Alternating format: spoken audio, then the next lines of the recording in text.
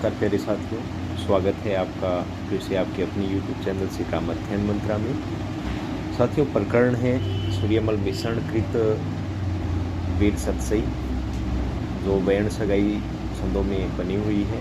यूँ कह लीजिए कि दोहा छंद हिंदी में रहता है, तो राजस्थानी भाषा में वीर रस के लिए प्रयुक्त जो छंद होता है वो वर्ण सगाई होता है। और ये अध्यापक परीक्षा द्वितीय श्रेणी आरपीएससी के लिए है। तो आज देखते हैं छठा छंद, जिससे शुरू होती है सतसई और उसकी महिमा। तो सूर्यमल मिश्रण क्या कहते हैं, देखते हैं।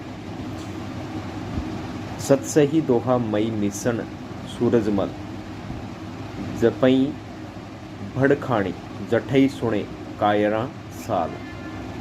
ये देखते हैं। तो सबसे पहले कठिन अर्थ को जान लेते हैं। ये आपको दिखाई दे रहा है सतसई। सतसई का मतलब होता है 700 छंदों का ग्रंथ, जिसमें ऐसा ग्रंथ जिसमें 700 ग्रंथ या पद लिखे, दोहा या पद लिखे हो। दोहामयी, दोहामयी का हो जाता है दोहा में या दोहा छंद में बनी हुई। मिश्रण का अर्थ हो जाएगा, ये एक प्रकार की यूँ मान लीजिए चारणों की एक शाखा है। चारण जो होते हैं उनकी एक शाखा है मिश्रण या मिश्रण शाखा का। फिर है सूरजमाल। सूरजमाल का मतलब है सूरजमल या कह सकते हैं सूर्यमल। जपई, जपई का अर्थ होता है कहता है या रचता है। भड़खाणी, भड़खाणी का अर्थ होता है वीरों को खाने वाली या वीरों को मौत के घाट उतारने वाली या वीरों के प्राण लेने वाली। जठई सुने,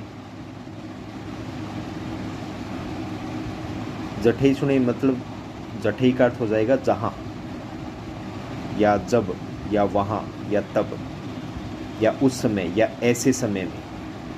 ठीक है। सुनई मतलब सुनते हैं या सुनने पर।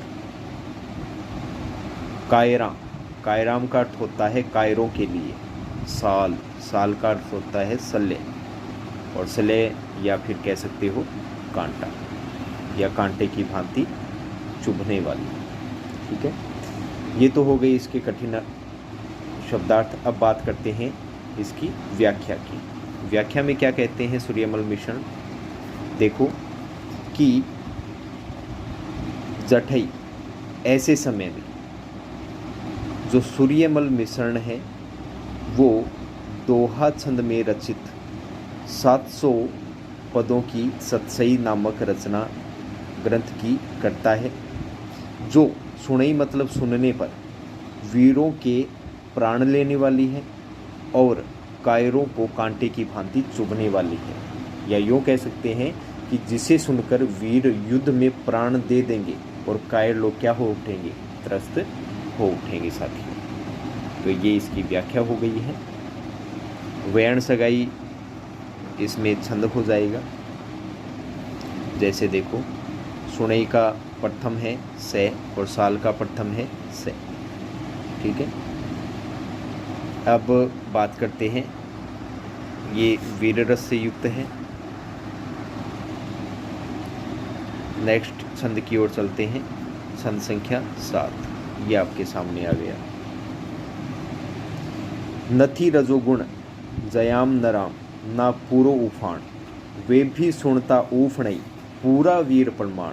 क्या बात है, जय बात।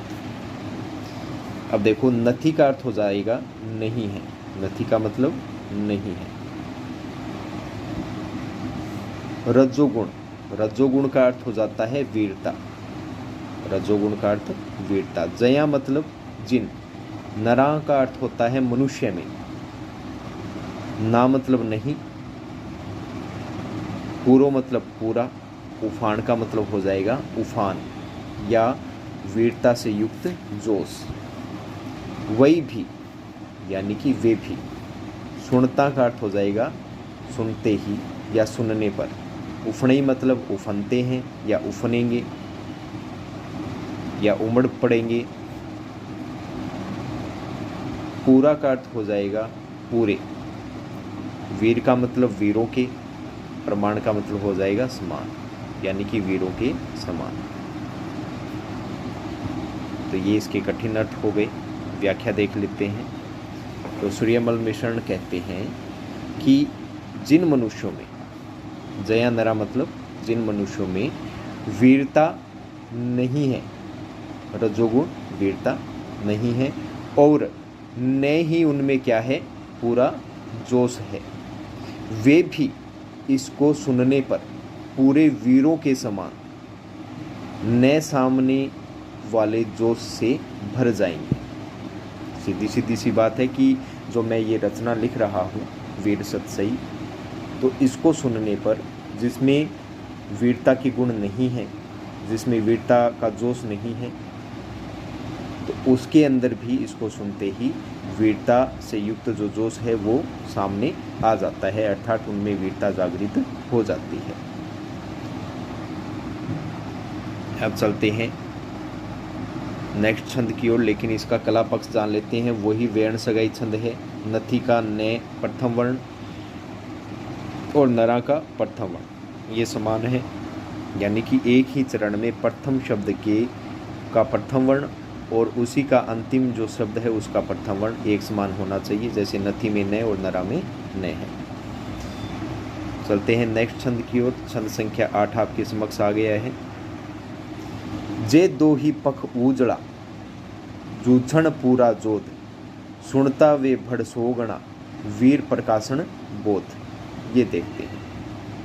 कठिन अर्थ जान लेते हैं पहले। जे मतलब जो, दो ही पख, पख का अर्थ होता है पक्ष, ठीक है। जे मतलब जो, दो ही पख का अर्थ हो जाएगा दोनों ही पक्षों में, और दोनों पक्ष कौन से हो जाएंगे, एक तो हो जाएगा मातृपक्ष, एक हो जाएगा पितृपक्ष, यानी कि दो पक्ष मातृपक्ष और पितृपक्ष। उजड़ा, उजड़ा का मतलब उज्जवल या कह सकते हैं यशस्वी। जूझण, जूझने में, युद्ध करने में। पूरा जोध, पूरे योद्धा हैं। सुनता मतलब सुनते ही या सुनकर, वही मतलब वे हो जाएगा। भड़ का मतलब वीर हो जाएगा। सोगुना, सोगुना का मतलब सो गुना, सो गुना। वीर प्रकाशन, वीर का अर्थ हो जाएगा वीर रस या वीरत्व, और प्रकाशन का मतलब प्रकाशित करने के लिए। बोध का मतलब हो जाएगा बोध को, यानी कि भाव को प्राप्त करेंगे। ये इसका पूरा कठिन अर्थ हो गया। अब बात कर लेते हैं इसकी व्याख्या पर। क्या है इसकी व्याख्या देखते हैं।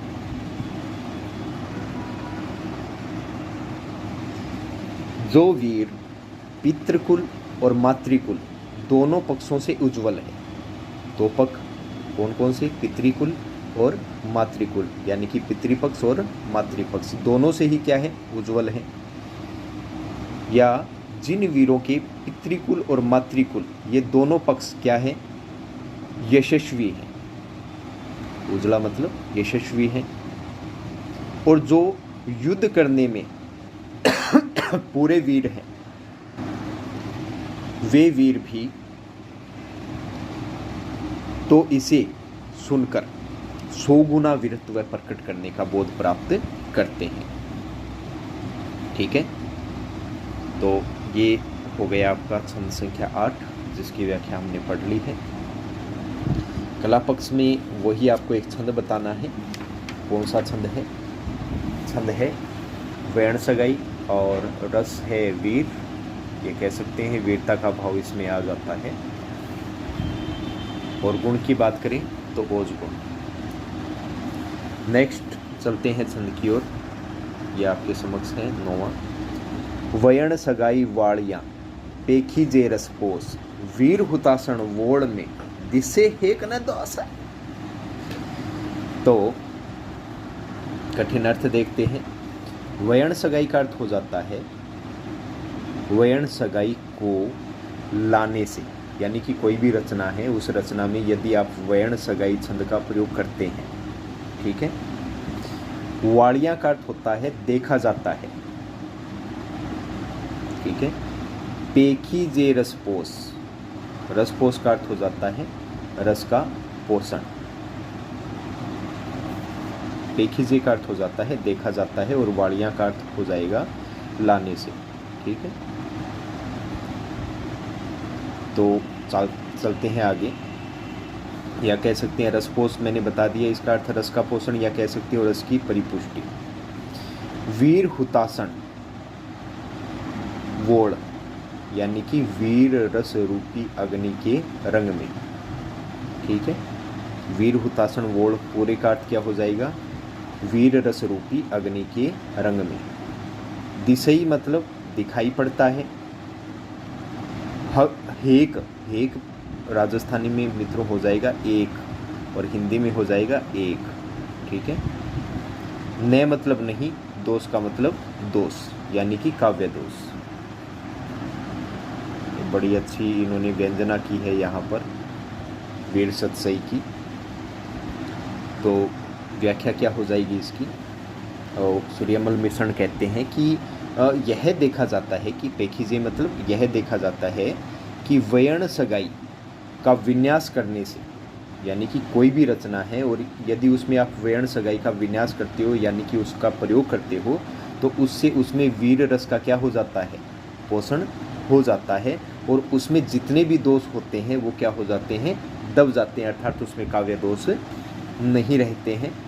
पर वीर हुतासन बोल, पर वीर रस की अग्नि के रंग में एक भी दोष दिखाई नहीं पड़ सकता, यानी कि ये जरूर रहेगा कि उसमें वीरता का जो रस है, उस वीर रस की जो अग्नि का रंग है वो उसमें ज़रूर दिखाई पड़ेगा, उसमें कोई भी दोष नहीं आएगा। अतः वीर रस के काव्य में वयण सगाई अनिवार्य रूप से आवश्यक है।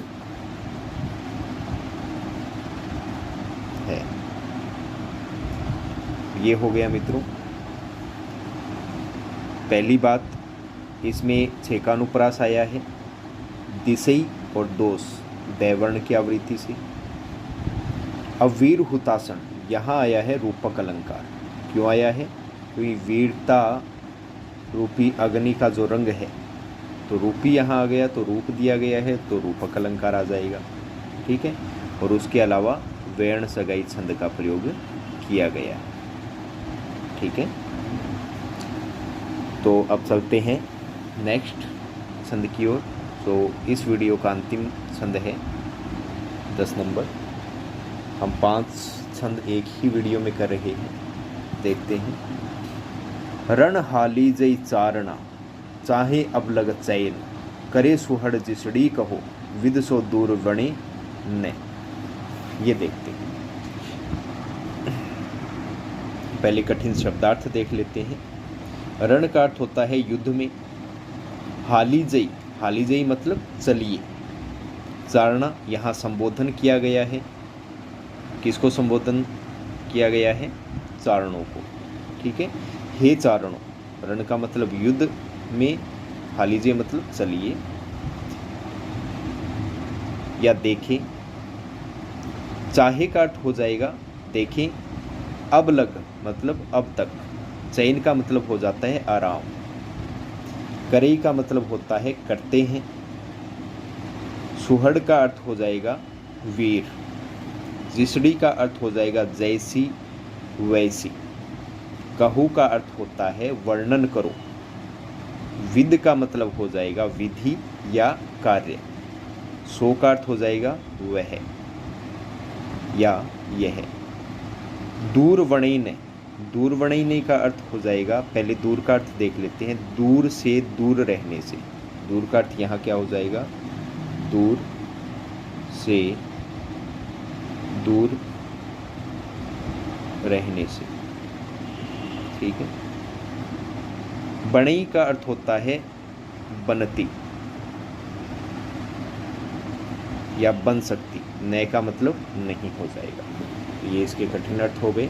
अब इसकी व्याख्या जांच लेते हैं क्या हो सकती है। देखिए मित्रों, अब सूर्यमल मिश्रण कहते हैं कि हे चारणों, अब युद्ध में चलो। अब तक आराम देख लिए। वीर जैसी करनी करे वैसा उसका बखान करो। यानी कि युद्ध में वीर जैसा भी कर्म कर रहे हैं, युद्ध कर रहे हैं, वैसा ही तुमको क्या करना चाहिए, उनका बखान करना चाहिए। यह काम दूर रहने से नहीं बन सकता, क्योंकि तुम्हें युद्ध में जाना पड़ेगा और वीरों की का जो पराक्रम है उसे क्या करना पड़ेगा, वर्णन करना पड़ेगा, उसका बखान करना पड़ेगा। यदि तुम युद्ध में नहीं जाओगे, उसे दूरी बनाओगे, तो यह कार्य कभी भी दूर रहने से नहीं बन सकता है। ठीक है, तो ये इसकी व्याख्या हो गई। छंद की बात करें तो वयण सगाई छंद का इसमें प्रयोग किया गया है, और रही बात अलंकार की तो इसमें अनुप्रास अलंकार आया है। ठीक है साथियों, तो ये हो गए आपके 5 छंद। मिलते हैं नेक्स्ट छंद में नेक्स्ट वीडियो के साथ। तब तक के लिए हमें विदा दीजिए। जय हिंद, जय भारत साथियों।